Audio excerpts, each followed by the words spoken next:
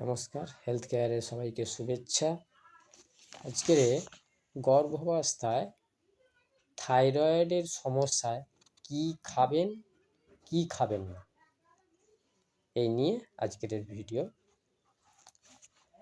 Thyroid সমস্যায় গর্ভাবস্থায় বাঁধাকপি, ফুলকপি, ব্রোকলি, ছোলা জাতীয় খাবার এড়িয়ে চলবেন।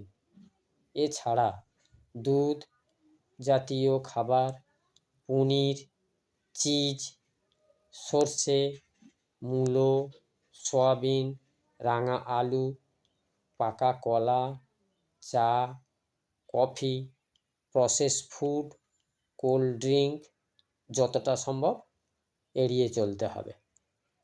এড়িয়ে চলতে হবে ময়দা, আটা, পাউরুটি, নুডলস ইত্যাদি।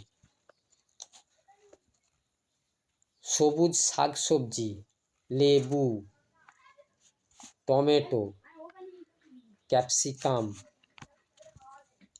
সামুদ্রিক মাছ, টাটকা মাংস,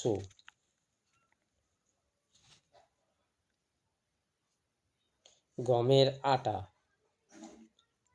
নারকেল, দই, সূর্যমুখী তেল এগুলো থাইরয়েড সমস্যার পক্ষে উপকার, অর্থাৎ এগুলো খাওয়া যেতে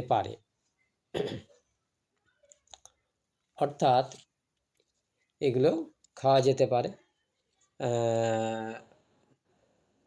এছাড়া ফলের মধ্যে আপেল, কমলা, বেরি, আনারস থাইরয়েড সমস্যা যথেষ্ট উপকারী।